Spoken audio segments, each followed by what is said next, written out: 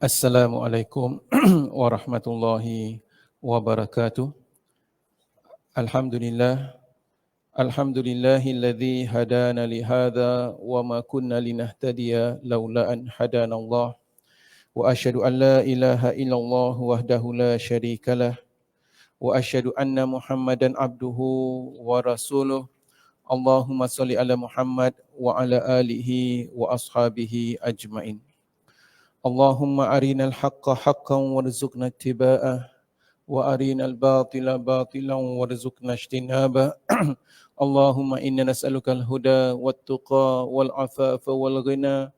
La ilaha illa ant subhanaka inna kunna minadh dhalimin. Allahumma inna asbahna minka fi ni'matin wa afiyatin wa sitr. فأتم علينا نعمتك وعافيتك وسترك في الدنيا والآخرة. ربنا زدنا علما نافعا مباركا ولا حول ولا قوة إلا بالله العلي العظيم. Alhamdulillah, hadirin dan hadirat yang dirahmati Allah. Pertama sekali, marilah kita memanjatkan kesyukuran kepada Allah Subhanahu wa taala kerana dengan limpah kurnia-Nya serta taufik dan hidayah yang Allah Subhanahu wa taala kurniakan kepada kita, dapat kita bersama-sama sekali lagi pada pagi yang mulia ini untuk kita meneruskan pengajian dan perbincangan kita. Alhamdulillah, pada pagi yang mulia ini kita akan meneruskan pengajian kita di mana kita telah pun masuk dalam membincangkan mengenai bab puasa, dan alhamdulillah kita telah sampai ke muka surat 429 insya-Allah. Dan tajuk seterusnya adalah mengenai bulan Ramadan, dan perbincangan kita adalah mengenai mereka-mereka yang diperbolehkan untuk tidak berpuasa pada bulan Ramadan, dan barang siapa yang diwajibkan berpuasa hendaklah dia berpuasa. Sekiranya dia meninggalkan puasa Ramadan dengan sengaja, nescaya tidak ada ganti ataupun tidak sama qada yang dilakukan itu dengan puasa pada bulan Ramadan.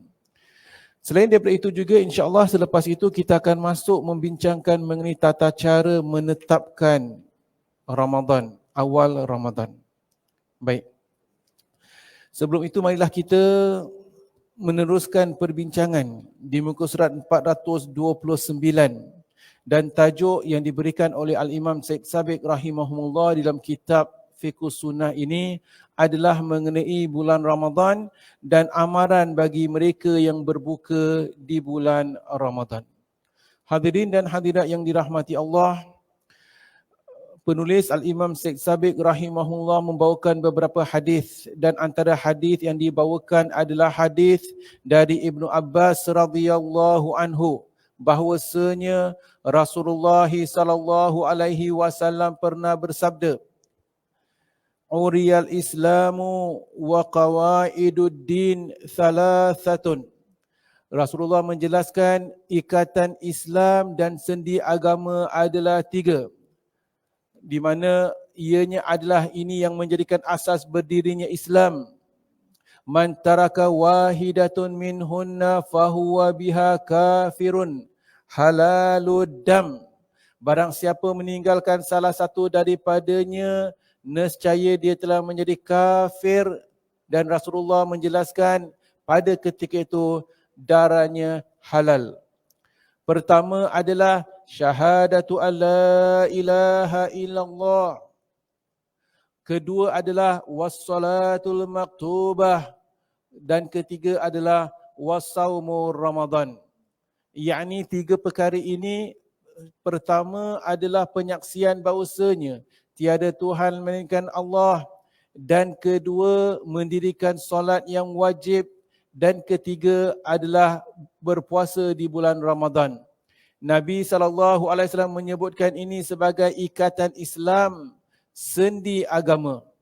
Maka barang siapa meninggalkan salah satu daripadanya, kalau dia tinggal di dalam negara Islam, nescaya pemerintah di dalam negara itu boleh menyuruh dia bertaubat dan akan menyuruh dia bertaubat.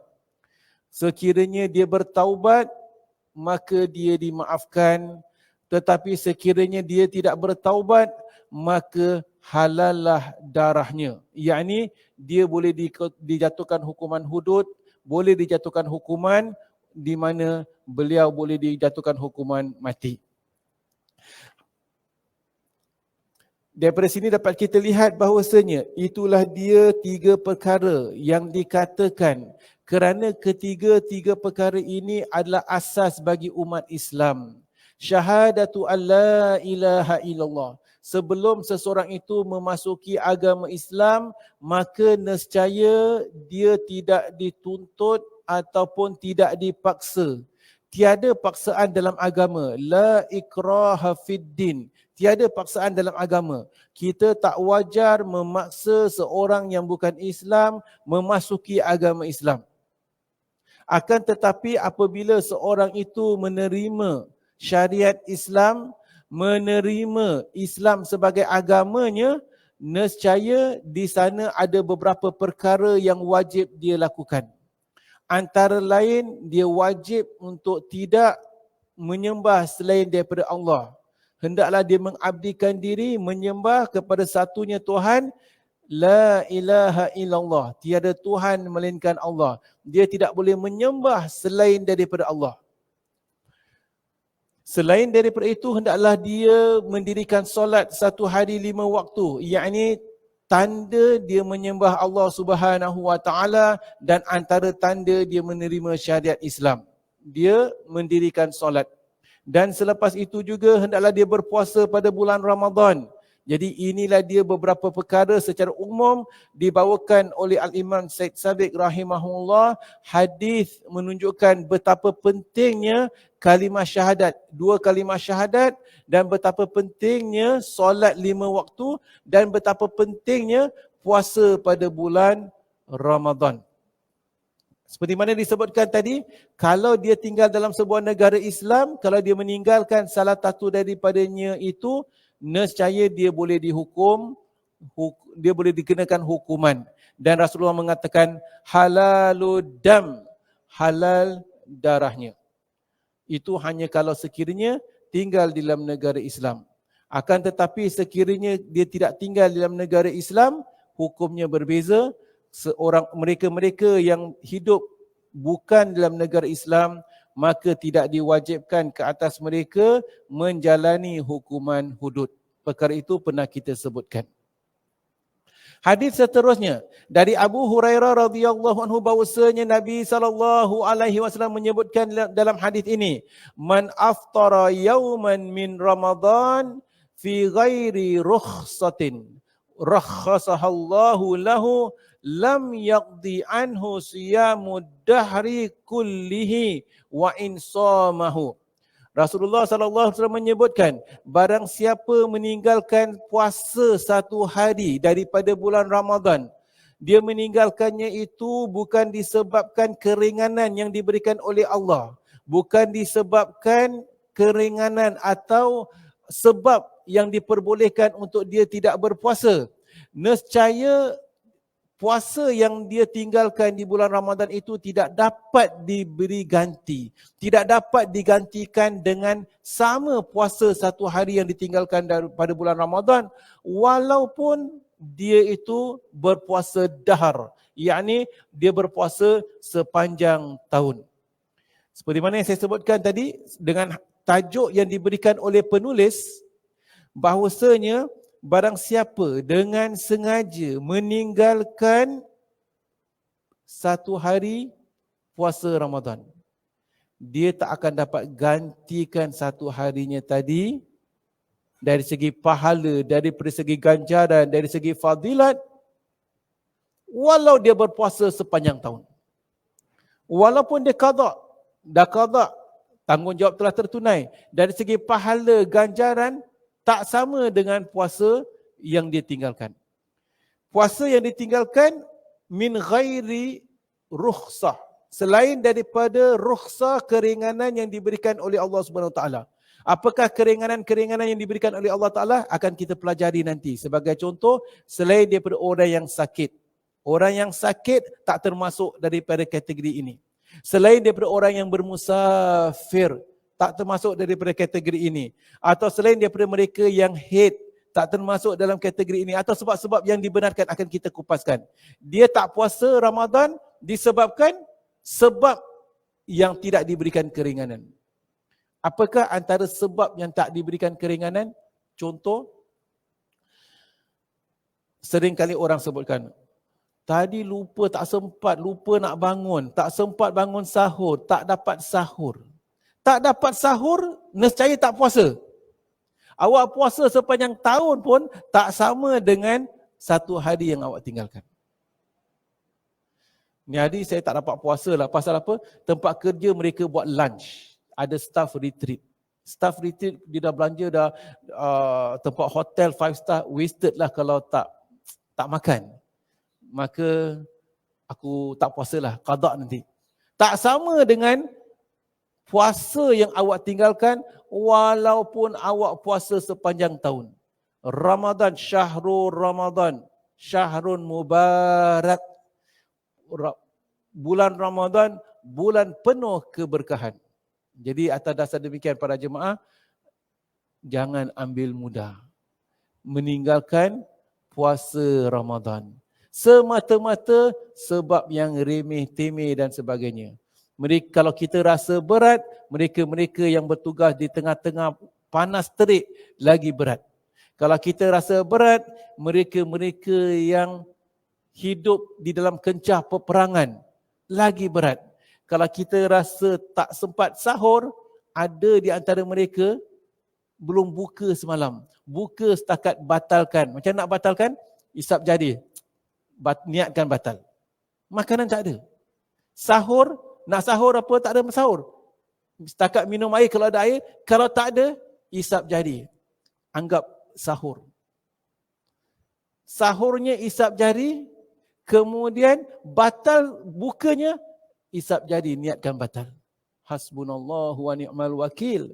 Sedangkan kita, tak sempat nak bangun sahur tadi. Nak makan juadah.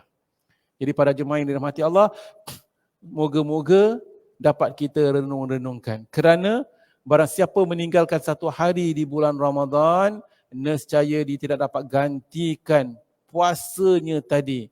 Walaupun dia berpuasa sepanjang tahun. Imam Bukhari berkata bahawasanya terdapat satu hadis daripada Abu Hurairah radhiyallahu anhu yang dianggapnya sebagai hadis marfu', hadis yang sampai kepada Nabi SAW.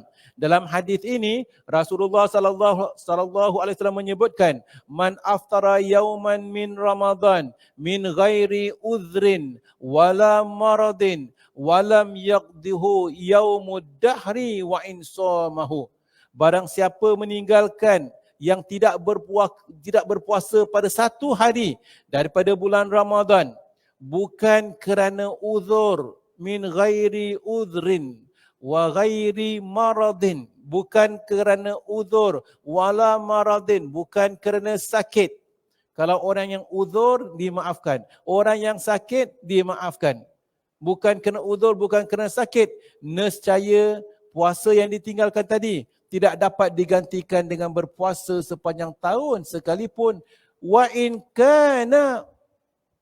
shamahu, kalau dia berpuasa.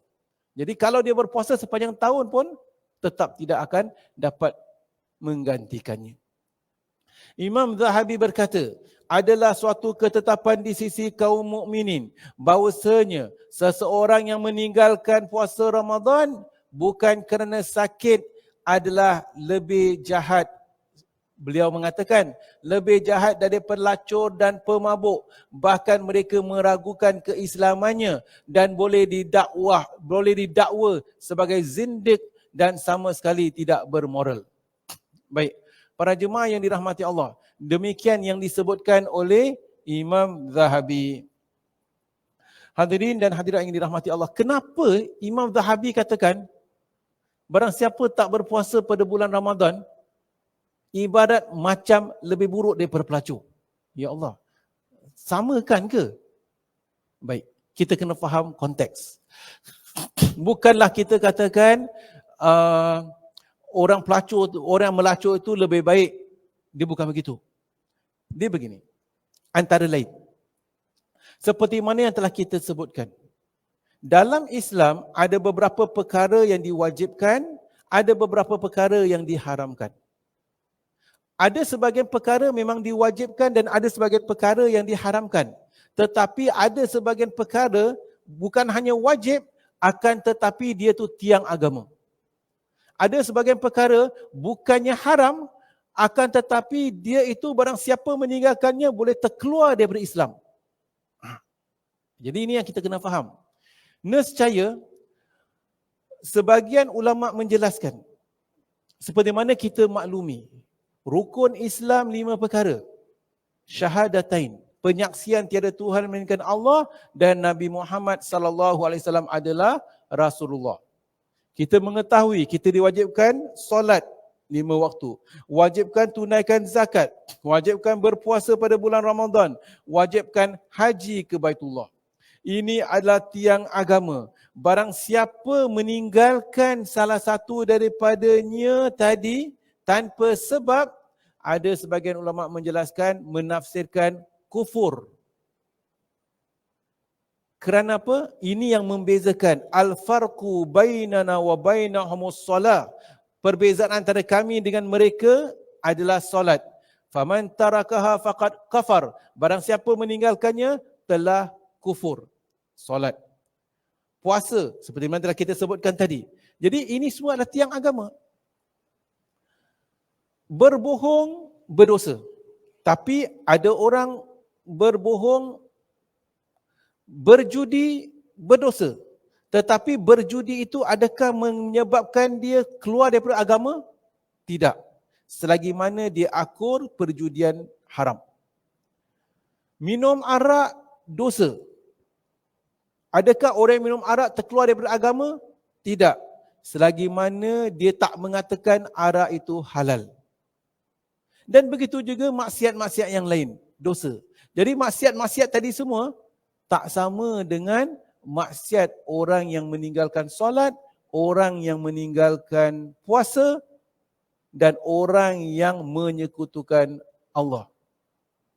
Jadi dasar konteks tersebut, kalaulah ada ulama mengatakan orang yang tak puasa tu ditinggalkan nescaya kufur, berdasarkan hadis pertama tadi di mana disebutkan Uriyal Islamu wa qawaiduddin thalatha alaihinna assasul Islam man taraka wahidatun minhunna fahuwa biha kafirun halalud dam.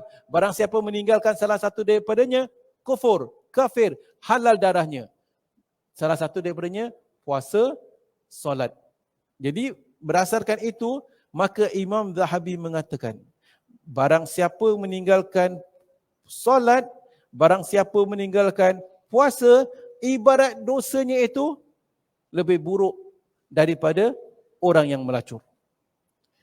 Yang melacur itu ibaratnya, bukan kata, nak gunakan perkataan baik, tak akan baiklah. Tetapi kurang buruk daripada yang meninggalkan puasa dan solat. Atas dasar demikian para jemaah yang dirahmati Allah, ianya adalah berat, tetapi dia tu tak nampak berat kalau ramai-ramai tak puasa. Satu company tak puasa, tak rasa bersalah lah. Dia tak puasa. Alah, Ali pun tak puasa, Beda pun tak puasa, Joya pun tak puasa. Aku pun tak puasa, sama-sama lah kita pergi lunch hari ni. Pasal ada members. Syaitan akan mengelaburikan diri kita. Menampakkan ringan. Dia tak solat, dia itu pun tak solat. Kita kerja kat hotel, alah kita resepsionis kita pun tak solat, buka dedak aurat, dia itu pun semua tak solat. Jadi tak rasa bersalah. Pasal sama-sama satu geng. Jadi demikian para jemaah yang dirahmati Allah. Tetapi kalau kita bersama kawan-kawan kita, contoh mereka kat masjid ke, mereka kat madrasah ke, kat pusat tahfiz, dia tak solat, rasa bersalah. Pasal semua solat. Dia tak solat tadi malam, tak solat qiyamul lail, rasa bersalah. Tadi malam dia tak solat qiyamul lail. Aku tak solat qiyamul lail tadi malam. Pasal penat sangat. Rasa bersalah. Pasal kawan semua solat qiyamul lail. Bukan rasa tinggalkan solat fardu. Tinggalkan solat qiyamul lail dan rasa bersalah. Pasal kita bersama-sama teman-teman kita. Contoh, kita pergi masjid. Kita pergi masjid, terlupalah tadi waktu kat rumah dah kemas-kemas, pakai orang perempuan kan pakai tudung, kat dalam ni ada apa? Sekuap. Anak tudung. Anak apa? Anak tudung namanya. Anak kepala ke anak tudung? Anak tudung. Okey lah. Dia pakai anak tudung lah Pakai anak tudung. Ada yang pakai macam Mak Haji, pakai kat rumah, pakai songkok gitu. Lupa. Terus keluar pergi masjid. Duduk kat masjid. Tengkuk aku. Rasa bersalah tak? Rasa bersalah. Tapi dia pakai anak tudung. Ataupun dia pakai songkok macam gitu. Tetapi tak nampak semua leher dia. Rasa bersalah. Kenapa rasa bersalah? Pasal kita berada dalam suasana kita semua pakai tudung dengan sempurna. Rasa bersalah. Tapi kalau kita bersama orang-orang yang bukan kata tak pakai tudung, pakai skirt pendek, semua pakai dedahkan sana sini. Dah pakai gitu, wah ni hari baik, pakai anak tudung tu nampak baik. Contoh. Jadi kita kata begini bukan nak meremehkan atau nak menghina atau merendahkan atau pandang hina mereka-mereka yang tak bertudung. Tidak. Moga-moga setiap satu daripada kita diberi taufik dan hidayah oleh Allah Subhanahu Wa Taala. Kadang-kadang mereka yang tak bertudung itu tak dinafikan, memang ada di antara mereka akhlak lebih baik daripada kita. Memang lebih baik daripada orang masjid, tak dinafikan. Dan tak bertudung itu tak sampai terkeluar agama. Tetapi yang tak solat, ada pendapat ulama, keluar daripada agama. Jadi perbincangan kita di sini. Jadi penulis Imam Zahabi mengatakan, nescaya orang yang meninggalkan puasa Ramadan bukan kerana sakit, mengikut Imam Zahabi, lebih jahat daripada pelacur.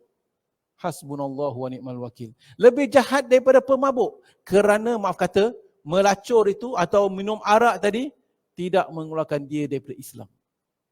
Bukan kata boleh mabuk, boleh minum arak, tidak. Perbincangan dia adalah dari segi angle mana disebutkan. Demikian hadirin dan hadirat yang dirahmati Allah Subhanahu wa Ta'ala. Baik, apabila kita telah menyebutkan betapa penting untuk berpuasa pada bulan Ramadan, hadis pertama tadi disebutkan man taraka wahidatun minhunna, barang siapa meninggalkan salah satu daripada mereka tadi, fahuwa biha kafirun, maka dianya itu dengan peninggalannya tadi telah kafir, halalud dam, halal darahnya. Okey. Sebelum kita masuk membincangkan mengenai menetapkan bulan Ramadan, setakat berbincang, ada orang berkata, Ustaz, bukankah itu satu diktat? Bukankah kita paksa seseorang? Bukankah Islam memberi kebebasan seseorang itu beragama? Jadi bagaimana kita melihat perkara sebegini? Kita kena lihat para jemaah yang dirahmati Allah, konteks yang dikupaskan di sini adalah sebagai contoh dalam sebuah negara Islam. Negara Islam, negara yang mentadbir negara itu berdasarkan hukum ahkam agama. Dan Islam sebagai syariat. Maka kalau sekiranya begitu halnya, kalau ada orang dengan terang-terangan, dia katakan, aku tidak percaya kepada Allah. Dengan terang-terangan, dia tidak berpuasa, tidak solat, dan dia ajak orang lain supaya tidak puasa dan tidak solat. Adakah sama orang sedemikian dengan orang yang tak puasa ke tak solat, tapi dia diam? Tak ada orang tahu.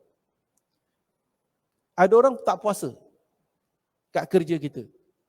Dia puasa ke dia tak puasa, tak ada orang tahu.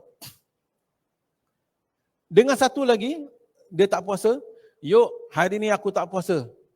Siapa-siapa yang tak puasa, aku ajak, aku belanja makan. Besok siapa-siapa tak nak puasa, aku belanja makan. Aku tak puasa. Contoh. Jadi orang sebegini maksudnya, dia secara terang-terangan memang mencabar hukum. Mencabar Allah. Mencabar hukum dalam negara sedemikian.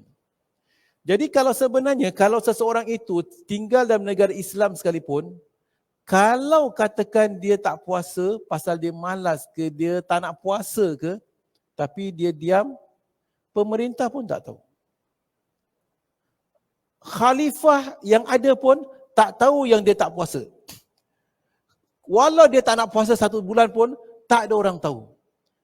Buat jahat sendiri-sendiri kat rumah, kalau katakan dia tak solat pun, tak ada orang tahu. Maka, kalau orang sebegini memandangkan tak ada orang tahu dan sebagainya dalam hukuman hudud sekalipun, dia tak akan dikena hukum. Pasal tak ada orang tahu. Tetapi perbincangan kita yang di sini yang disebutkan halalud dam, halal darahnya dalam negara Islam, kalau ada orang sebegini, dengan wujudnya orang sebegini secara terang-terangan defy hukum, mencabar, maka orang begini akan memulakan satu trend, orang lain akan ikut. Baik-baik orang nak solat, dia tu pun tak solat. Dia tu pun, jadi orang akan ikut. Dia akan menjadi contoh. Jadi atas dasar demikian, Islam akan menutup pintu-pintu sebegini.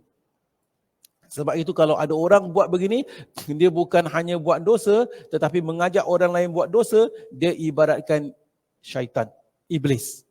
Jadi atas dasar demikian, orang sebegini tidak boleh membiarkan dia itu defy hukum agama. Demikian hadirin dan hadirat yang dirahmati Allah. Baik, para jemaah yang dirahmati Allah.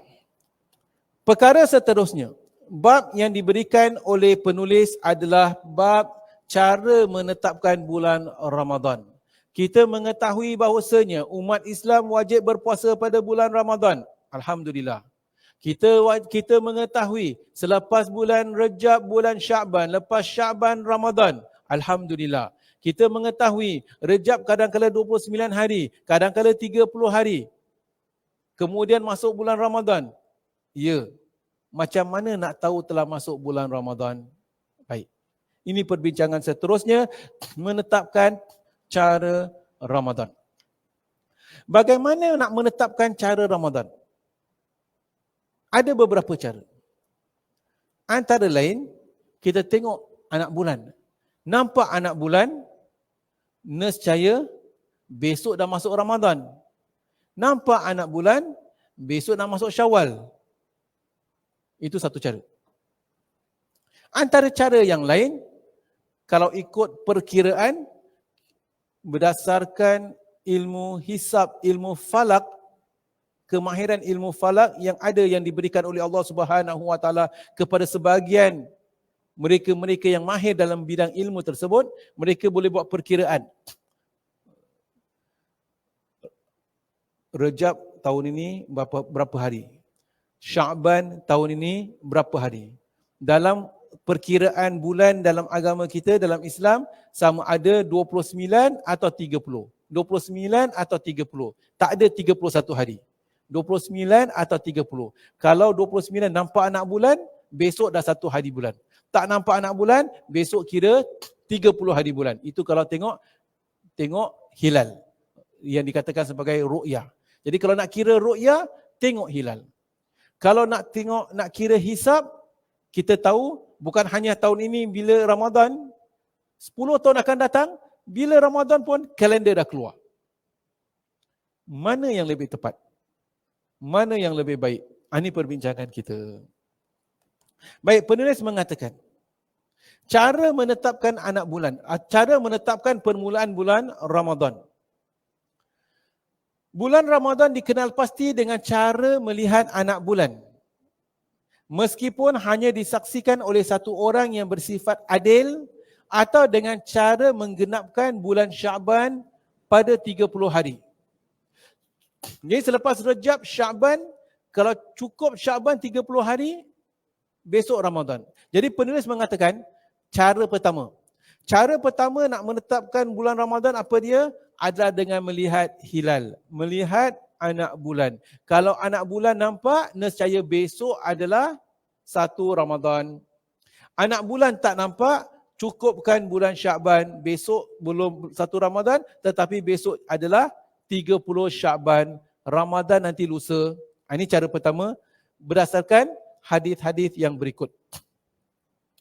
Hadis pertama dari Ibnu Umar radhiyallahu anhu katanya, tara an-nasul hilal fa akhbartu Rasulullah sallallahu alaihi wasallam anni ra'aituh fasamahu wa amara an-nas bisiyamihi. Ibnu Umar menjelaskan, ramai manusia, para sahabat menunggu kemunculan anak bulan. Maka pada ketika itu saya beritahukan kepada Rasulullah sallallahu alaihi wasallam bahawa saya telah pun melihatnya. Saya telah melihat anak bulan. Oleh itu Nabi sallallahu alaihi wasallam pun berpuasa dan menyuruh kaum muslimin semua supaya bermula puasa. Jadi Ibnu Umar pernah satu ketika mengatakan pada malam itu, malam 29 Sya'ban. Besok ni tak tahu 30 ke 1 hari bulan. Lalu Ibnu Umar menjelaskan bahawasanya, ya Rasulullah, aku melihat anak bulan. Maka Rasulullah pun berpuasa dan menyuruh sahabat yang lain berpuasa. Yang lihat siapa? Ibnu Umar. Berapa orang yang lihat? 1 orang lihat. Nabi SAW terima penyaksian Ibnu Umar. Jadi ini menunjukkan dalil bahawasanya kalau nak menerima penyaksian Ramadan, tak semestinya kita terima 2 penyaksian. 1 orang kata saksi nampak, diterima pakai. Dari Abu Hurairah radhiyallahu anhu bahwasanya Nabi SAW pernah bersabda, sumu li ru'yatihi wa aftiru li ru'yatihi. Berpuasalah kalian kerana melihat anak bulan. Dan berbukalah kalian, yakni untuk menentukan Syawal dengan melihat anak bulan. Nabi kemudian menyebutkan, fa in ghumma alaikum fa akmilu iddata Sya'ban 30 yauman. Namun sekiranya bulan itu ditutupi oleh awan, nescaya genapkanlah 30 hari bulan Sya'ban. Jadi ini menunjukkan dalil bahawasanya Nabi SAW mengarahkan para sahabat supaya berpuasa dengan melihat anak bulan, berbuka, yakni menyambut Hari Raya Idul Fitri dengan melihat anak bulan. Ini semua pendapat golongan pertama lah. Dalil-dalil golongan pertama yang katakan mesti tetapkan Syawal dan Ramadan dengan melihat anak bulan. Bukan hanya demikian, dalam hadis ini menyebutkan, fa'in ghumma, sekiranya anak bulan itu ditutupi oleh awan, dihalangi oleh awan sebab cuaca gelap, maka genapkanlah 30 hari. Persoalannya adalah, anak bulan ada tak? Anak bulan ada. Tetapi Nabi katakan, Nabi tak katakan kalau anak bulan tak ada. Nabi katakan kalau anak bulan itu ditutupi, diselindungi, diblok oleh awan, nescaya genapkan 30 hari. Kalau anak bulan diblok, ditutupi, nampak tak? Tak nampak. Tak nampak, tapi ada tak? Mungkin ada. Tapi genapkan 30 hari.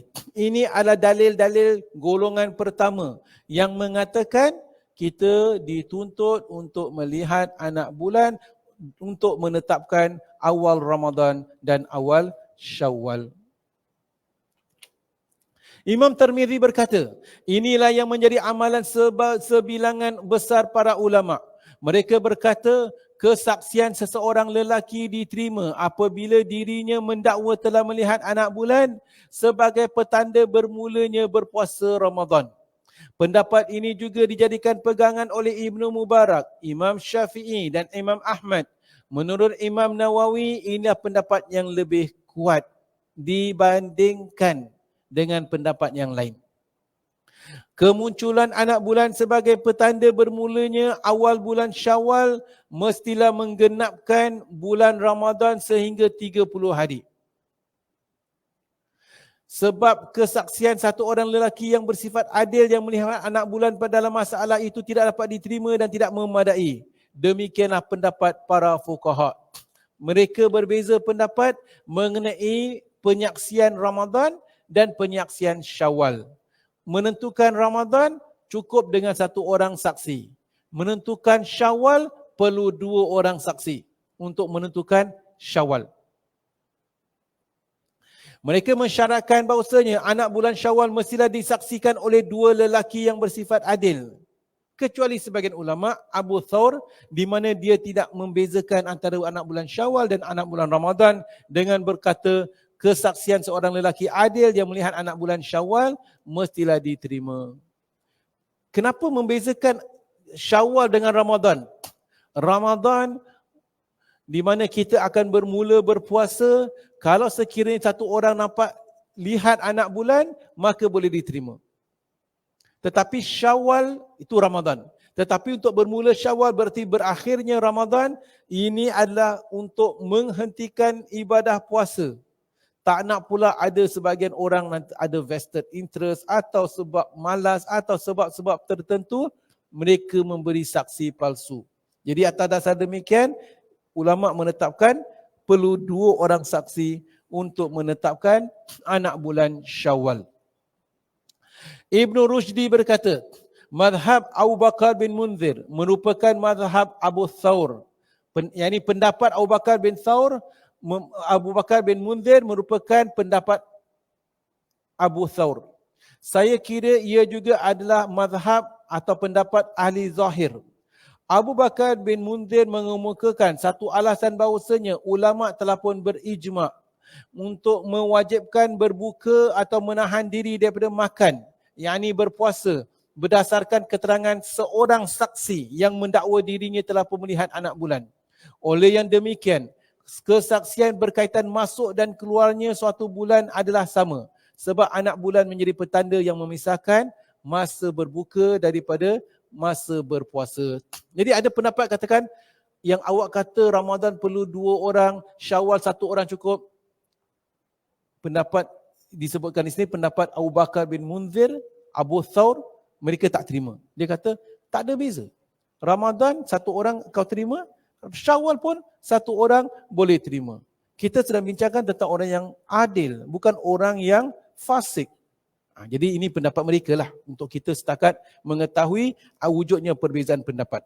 Namun Imam Syaukani berkata, jika tidak diketemukan dalil sahih yang mensyaratkan dua orang saksi berkaitan kesaksian melihat anak bulan Syawal, maka menurut zahirnya kesaksian satu orang lelaki yang adil mestilah diterima dengan mengkiaskan pada melihat anak bulan Ramadan. Tambahan pula, apabila dalam urusan ibadah dibolehkan menerima berita seorang saksi, maka dia merupakan juga dalil yang membolehkan menerima kesaksian dalam setiap permasalahan ibadah yang lain. Kecuali ada dalil lain yang menyatakan tidak boleh terima berita yang disaksikan oleh satu orang. Seperti kesaksian yang berkaitan harta dan lain-lain. Oleh yang demikian, pendapat yang lebih kuat mengikut Imam Syaukani adalah pendapat Abu Thawr yang katakan sebenarnya satu orang sudah cukup. Alhamdulillah. Kita sedang bincangkan mengenai bagaimana nak menetapkan anak bulan, bagaimana nak menetapkan permulaan bulan Ramadan. Nak menetapkan permulaan bulan Ramadan, pertama dengan melihat anak bulan. Ini sekarang kita bincangkan hujah-hujah tentang melihat anak bulan. Tentang pendapat kedua mengenai ru'yah, boleh tak kita pakai hisab? Boleh tak kita kira? Nanti kita akan bincangkan insya-Allah. Baik. Dalam menetapkan anak bulan pula para jemaah yang dirahmati Allah, ada beberapa permasalahan. Permasalahannya adalah bagaimana kalau kita nak menetapkan awal bulan Ramadan, adakah kita nak ikut Mekah atau tak boleh ikut Mekah? Atau kalau sekiranya di kawasan Nusantara kita ini, Singapura tak nampak anak bulan, Johor nampak anak bulan, atau Singapura tak nampak anak bulan, Sarawak nampak anak bulan dan sebagainya. Jadi bagaimana masalah tersebut? Jadi dalam kita mengatakan tentang nampak anak bulan, seperti yang saya katakan, kita sedang bincangkan mengenai pendapat pertama tentang melihat anak bulan. Tentang hisab akan kita kupaskan. Tentang melihat anak bulan ini juga, kita kena memahami mengenai di mana terbitnya anak bulan. Ya, jadi kita kena faham tentang latitude dengan longitude Earth ni saja, Earth juga. Jadi kat mana tentang melihat anak bulan dan sebagainya supaya kita memahami sama ada boleh tak kita melihat anak bulan. Itu pertama. Kedua, Ustaz, macam mana kalau katakan ada orang kata dia nampak anak bulan. Kalau ada orang mendakwa nampak anak bulan, kita kena pastikan orang itu juga orang yang berilmu. Yang awak nampak anak bulan tadi kat mana? Saya nampak daripada sana anak bulan. Jadi kalau awak nampak anak bulan daripada sana, bulan terbit kat mana? Kadang-kadang kita boleh katakan mustahil awak akan nampak daripada situ, sedangkan sepatutnya awak kena lihat anak bulan daripada sana. Jadi contoh. Jadi dalam perkara ini, kita kena memahami keadaan dan perlu memahami dan perlu ada ilmu di mana kemungkinan kalau nak lihat anak bulan. Mereka-mereka yang malam hari raya ataupun malam raya 29 Syakban nak tengok anak bulan, bawa mikroskop atau bawa teropong dan sebagainya, dia bukan tengok anak bulan macam itu. Nampak tak anak bulan ni? Ada orang buat demikian, saksi dia tak perlu pakai. Kerana apa? Kalau dia tengok sana sini menunjukkan dia tidak tahu daripada mana harus dilihat anak bulan. Mereka yang melihat anak bulan dah bawa teropong pada malam tersebut, terbenamnya matahari, sebelum terbenamnya matahari, semua dah fokus kepada satu nokta. Cari kat mana tempat akan lihat bulan akan terbit daripada situ. Kat sana contoh. Semua akan fokus, mikroskop, semua akan cari lihat daripada arah tersebut. Dapat lihat ke tidak? Contoh. Yang lain tak payah tengok. Mana tahu dia, Ustaz, mana tahu dia? Dia tak ada mana tahu. Tak boleh mana tahu. Contohlah ya. Ini contoh saja, bahasa orang awam. Kita berdiri tempat Masjid Kasim. Nak tengok ada tak bas apa dah lalu sini? Bas 25 ada lagi. Ada tak bas 25 lalu sini? Kita tunggulah, tengok bas 25 daripada Chai Chi. Tunggu. Orang tu kata, mana tahu Ustaz daripada belakang, ini lambat bas. Mana tahu daripada sana ada tak? Mana tahu daripada sana, mana tahu daripada situ, sini lorong G ke lorong H. Awak cakap demikian menunjukkan awak tak mengetahui. Bas itu tak akan lalu daripada sana, dia hanya akan lalu daripada sini. Tunggu daripada sini, hanya akan dapat lihat. Contoh. Jadi kalau awak kata nak anak bulan, mana tahu, dia tak boleh akan berlaku sedemikian. Matahari terbit daripada arah timur.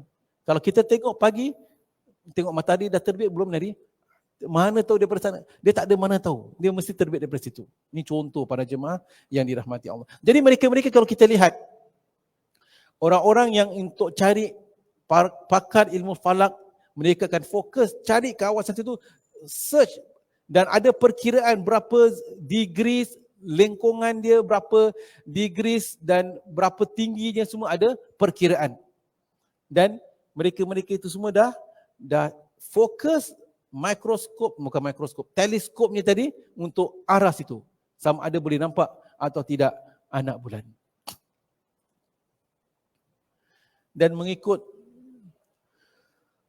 pengalaman mereka-mereka yang pernah melihat anak bulan di kawasan kita. Ada di antara mereka melihat anak bulan, besok nak lihat anak bulan, di siang hari mereka beribadah, minta petunjuk daripada Allah, baca Quran. Semoga-moga Allah Ta'ala perlihatkan mereka. Dia bukan macam kita ni siang hari sibuk dengan dunia, sibuk dengan begitu, tiba-tiba nak tengok. Ini contoh. Kadang-kadang Allah Subhanahu Wa Ta'ala perlihatkan anak bulan kepada orang-orang yang dipilih. Kat Singapura ini, boleh tak lihat anak bulan? Saya pernah dengan teman-teman cuba lihat anak bulan. Beberapa kali memang tak dapat lihat anak bulan. Tetapi tak mustahil untuk melihat. Sebab sebahagian daripada teman-teman kita, mereka pernah melihat anak bulan tapi itu bukan bulan Syawal. Itu bukan bulan Ramadan. Tak silap saya sama ada bulan Rejab atau salah satu daripada bulan. Bukan bulan Ramadan. Jadi di Singapura tak mustahil untuk melihat. Jadi ada beberapa tempat yang kita pernah pergi. Ada di antara tempat yang kita pernah pergi Tuas kerana untuk eksperimen, untuk dapatkan pengalaman. Pergi kawasan Tuas, kawasan sana dah gelap. Jadi kalau kawasan gelap, alhamdulillah boleh melihat anak bulan dan tak ada bangunan yang lebih tinggi. Kalau saya tak rasa daripada Mount Faber semua boleh tengoklah, pasal terlalu ada banyak bangunan-bangunan yang tinggi. Saya dan teman-teman, pasal kita belajar kan, masih lagi untuk cari pengalaman, pernah pergi ke salah satu blok di Woodlands Street 11. Woodlands Street 11 ada blok yang baru, kawasan baru tu tinggi. Kita naik atas bangunan, kawasan tingkat tinggi sekali, daripada situ very open. Cuma masalahnya kerana kawasan Woodlands tu banyak lampu, jadi cahaya, dia tu buat tak clear. Kerana apa? Yang paling bagus kalau dapat lihat dalam kawasan gelap gelita. Jadi boleh nampak. Jadi yang kita pernah lihat itu adalah daripada Woodlands. Bangunan dia ada 3 bangunan tinggi tu, kita pergi bangunan atas, bawa teleskop dan lihat. Memang pernah nampak di Singapura ini. Tapi bukan bulan Ramadan, bulan Syawal, ya. Ini contoh-contohlah yang kadang-kala untuk dapatkan pengalaman dan sebagainya kita lakukan. Baik. Jadi untuk membincangkan mengenai masalah anak bulan ini, perbezaan tempat terbitnya bulan. Perbezaan tempat terbitnya bulan di Singapura dengan perbezaan tempat terbitnya bulan di Indonesia, dengan tempat terbitnya bulan di India, dengan tempat terbitnya bulan di Arab Saudi katakan, memang berbeza. Jumhur ulama berpendapat bahawasanya perbezaan tempat terbit anak bulan disebutkan sebagai matlaq. Matlaq itu tempat terbitnya anak bulan tadi. Memang diiktiraf, memang perlu diiktiraf dan diambil kira. Apabila penduduk sesuatu negara melihat anak bulan, maka diwajibkan berpuasa seluruh negara tersebut. Hal ini berdasarkan sabda Rasulullah SAW sebelum ini, sumu li ru'yatihi wa aftiru li ru'yatihi. Berpuasalah kalian kerana melihat anak bulan dan berbukalah kalian kerana melihat anak bulan. Arahan ini ditujukan kepada seluruh umat. Jadi sesiapa di antara mereka yang melihat anak bulan di mana sahaja mereka berada, maka ini berarti seluruh penduduk negara tersebut telah pun melihatnya. Jadi satu orang dalam negara itu melihat, maka seluruh negara akan menyambut Ramadan. Sebab itu di Malaysia, kalau kita lihat pada malam 29 Syakban, besok sama ada 30 Syakban ataupun 1 Ramadan, Malaysia, kat negara Malaysia tu ada banyak tempat yang mereka melihat anak bulan. Negeri sini, negeri situ, negeri sini. Kemudian ada satu negeri yang lihat, semua Malaysia pakai. Kerana di bawah satu negara, satu wilayah.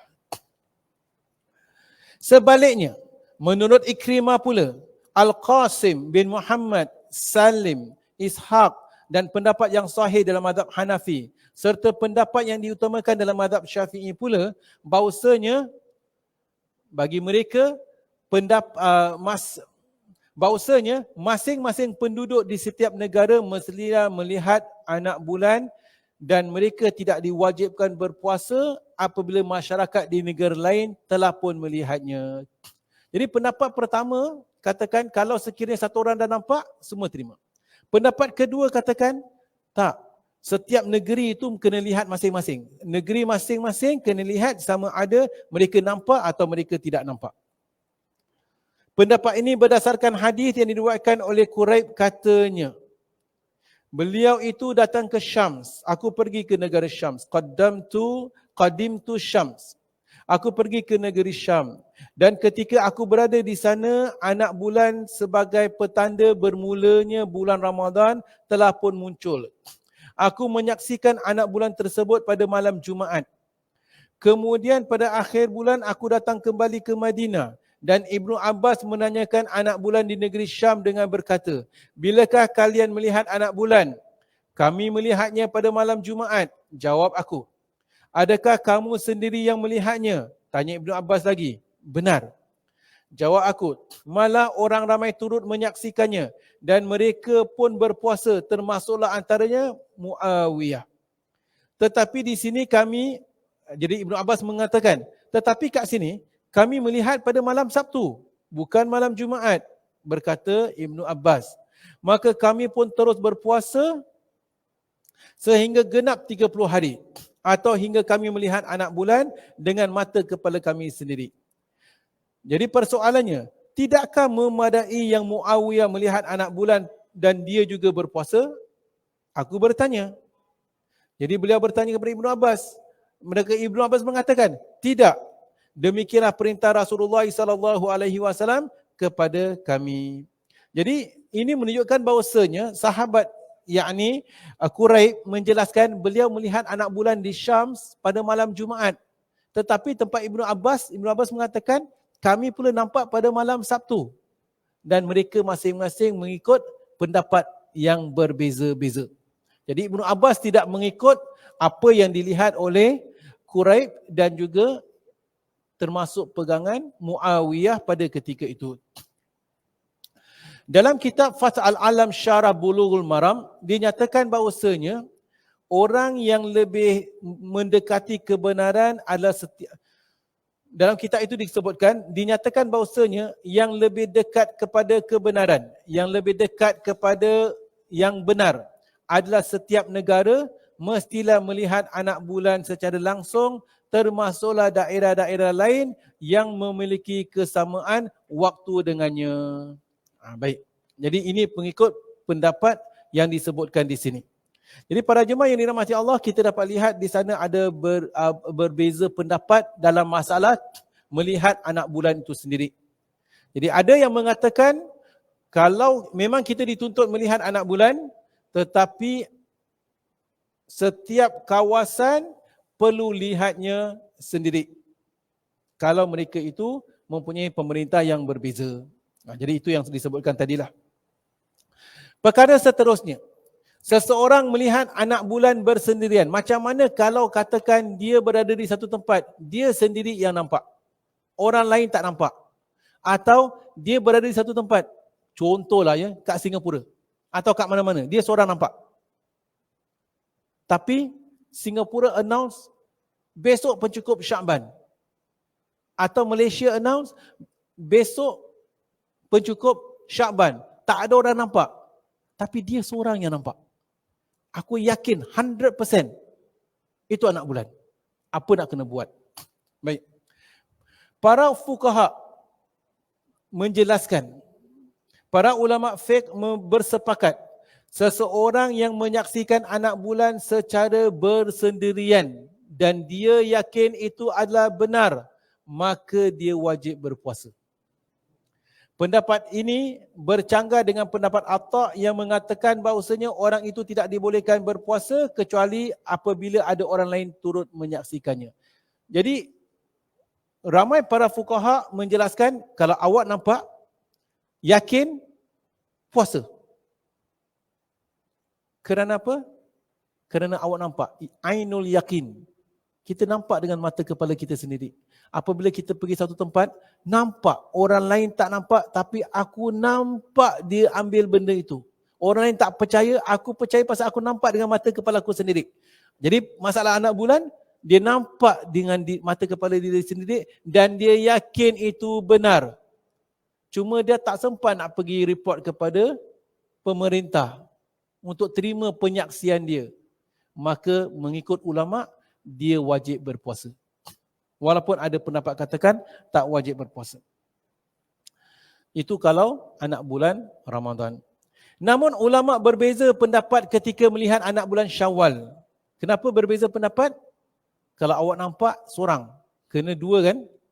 Pendapat yang benar adalah orang itu hendaklah berbuka puasa sebagaimana yang dinyatakan oleh Imam Syafi'i dan Abu Thawr. Sebab Nabi SAW telah mewajibkan berpuasa atau berbuka sebaik saja melihat anak bulan. Dan orang yang melihatnya telah pun menyaksikannya dengan yakin. Permasalahan ini berkait rapat dengan panca indera.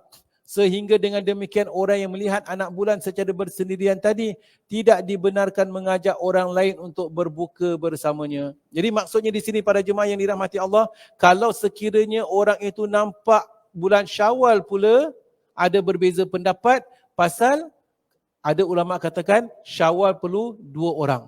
Tetapi sebagian ulama termasuk pendapat yang telah kita sebutkan tadi, yakni pendapat yang disebutkan oleh sebahagian Imam mazhab Syafi'i dan Abu Thawr yang mengatakan satu orang lihat sudah memadai, nescaya orang tadi kalau dia nampak dengan yakin, dia wajib berpuasa atau berbuka.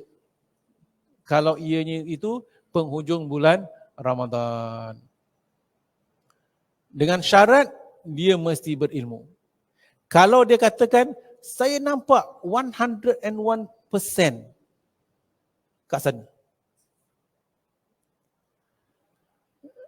mungkin kerana usia kita sangkakan anak bulan, rupanya itu adalah cahaya daripada mana. Saya nampak 101% bas 25 tu datang daripada belakang sini tadi. Yakin? Saya yakin Ustaz. Yakin Ustaz. Nak cakap apa lagi? Saya yakin. Saya nampak Rasulullah SAW duduk bersama kita ketika dalam majlis ilmu yang disampaikan oleh tok guru kita. Ini dalam mimpi ke? Yakin Ustaz. Secara yaqazah, yakin. Rasulullah SAW dah wafat.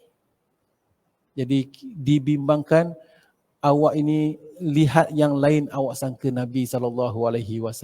Lihat secara yaqazah. Yaqazah tu secara zahir. Ketika bukan dalam keadaan tidur. Sama seperti orang nampak bas 25 datang daripada lorong G tadi. Jadi kita kena tengok berdasarkan ilmu tadi, yakin tadi kena bersesuaian juga dengan logik dan juga bersesuaian juga dengan kemungkinan untuk melihat. Kalau nak katakan, nanti orang selalu berhujah, Ustaz, kalau Allah Ta'ala nak izinkan, tak ada mustahil. Betul tak? Kalau Allah Ta'ala izinkan, betul. Allah Ta'ala kalau nak izinkan, tak ada akan mustahil. Tetapi Allah Subhanahu Wa Ta'ala juga telah menetapkan sunnatullah, sunnatul alam. Bahawasanya ada sunnah-sunnah tertentu. Sebagai contohlah, Allah Ta'ala kalau nak izinkan, tak ada yang mustahil. Boleh tak tiba-tiba satu ketika kita datang nampak kawan kita berjalan, semua berjalan kepala kat bawah, kaki kat atas. Jalan. Allah Ta'ala kalau nak izinkan, semua boleh. Memang boleh, tapi Allah Ta'ala tak akan buat demikian. Ada tata cara hukum dalam perkara-perkara tertentu. Maksudnya, kalau anak bulan itu terbitnya dari sana, mesti lihat di sana. Kalau awak kata awak 101% nampak, tapi di kawasan situ, itu bukan anak bulan. Ini contoh para jemaah yang dirahmati Allah. Jadi hadirin dan hadirat yang dirahmati Allah, kita sedang bincangkan tentang hukum melihat atau hukum menetapkan awal bulan Ramadan dan awal bulan Syawal. Pendapat pertama katakan mesti mengikut berdasarkan kita melihat anak bulan. Itu pendapat pertama. Pendapat kedua katakan mesti diperbolehkan mengikut hisab. Dan pendapat kedua pula, berdasarkan hisab, mereka dapat tahu berapa dan bila hari raya, bila Ramadan. Persoalan, mana yang lebih tepat? mana yang lebih ikut sunnah? Cuma kalau kita ikut anak bulan nanti Ustaz, nanti selalu kecoh lah. Nanti nak hari raya ni tiba-tiba besok raya pula. Ketupat belum siap, nanti lemang belum bakar. Jadi macam mana? Tapi adakah lemang ketupat menjadi satu perkara yang dititik beratkan? Selain daripada itu, kalau para sahabat dulu, mereka melihat anak bulan, ada yang mengatakan kerana mereka mungkin tidak mahir dalam bidang perkiraan. Bidang ilmu falak belum tersebar. Jadi mana yang lebih tepat? Akan kita sambung perbincangan pada pertemuan akan datang insya-Allah. Wallahu a'lam bishawab. Kita sambung perbincangan mengenai menetapkan awal bulan Ramadan dan awal bulan Syawal. Baiklah para jemaah, memandangkan masa, sampai di sini saja pertemuan kita. Sebelum saya menutup majlis, di sini ada persoalan. Tempoh hari saya pulang dari Indonesia. Setiba di airport Changi setelah masuk waktu solat maghrib dan solat di situ sebelum pulang ke rumah. Persoalannya, boleh tak kita jamak solat sedangkan belum sampai ke rumah? Mohon pencerahan. Sebentar. Jadi dia telah sampai dia dari Indonesia. Beliau ni daripada Indonesia. Kemudian apabila sampai ke Singapura, belum sampai ke rumah, beliau solat maghrib. Beliau ada beberapa pilihan. Beliau sampai di airport, sebenarnya waktu maghrib masih ada. Memandangkan waktu maghrib masih ada, sebenarnya apa yang dia boleh lakukan adalah beliau boleh balik ke rumah, solat di rumah. Beliau boleh solat maghrib dan isyak jamak takhir walaupun kehilangan waktu maghrib. Tapi Ustaz, kita kan dah sampai Singapura. Waktu maghrib masih ada. Awak diperbolehkan solat maghrib dan isyak di rumah. Cuma apabila kita solat di rumah itu, maghrib 3 rakaat dan isyak 4 rakaat kerana kita telah pulang ke rumah. Tak semestinya dari Indonesia, beliau mungkin daripada KL. Kita daripada KL, mungkin dalam perjalanan, kemudian kita dalam perjalanan, kita tak solat zuhur, tak solat asar, kita sampai rumah jam 5 petang. Jam 5 petang kita sampai rumah, kita solat jamak takhir. Di rumah kita, zuhur 4 rakaat, asar 4 rakaat. Dalam perjalanan, kalau kita dalam perjalanan nak pulang Singapura, dari Indonesia atau daripada KL, kemudian kita berhenti di Johor. Memandangkan kita telah berhenti di Johor, kita boleh solat zuhur dan asar. Jamak kasar. Kita boleh jamak kasar di Johor. Pasal kita belum sampai ke rumah kita. Diperbolehkan dalam perjalanan. Jadi kalau sekiranya kita belum sampai ke rumah kita, kita boleh jamak. Dan kalau perjalanan tersebut adalah perjalanan jauh, kita boleh jamak kasar sebelum kita sampai ke rumah kita. Dan apabila kita sampai ke rumah kita, kalau kita nak jamak takhir, diperbolehkan juga untuk kita jamak takhir apabila berada di rumah, tetapi kita tamam, kita buat 4 rakaat. Wallahu a'lam bishawab. Baiklah, sampai di sini saja pertemuan kita. Segala yang benar itu daripada Allah Subhanahu wa taala, segala silap dan salah atas kelemahan saya sendiri. Wallahu a'lam bishawab. Aqulu qauli hadza wa astaghfirullahal azim li wa lakum wa lisairil muslimin wal muslimat wal mu'minin wal mu'minat. Subhanakallahumma wa bihamdika asyhadu an la ilaha illa anta nastaghfiruka wa natubu ilaik. Wassalamualaikum warahmatullahi wabarakatuh.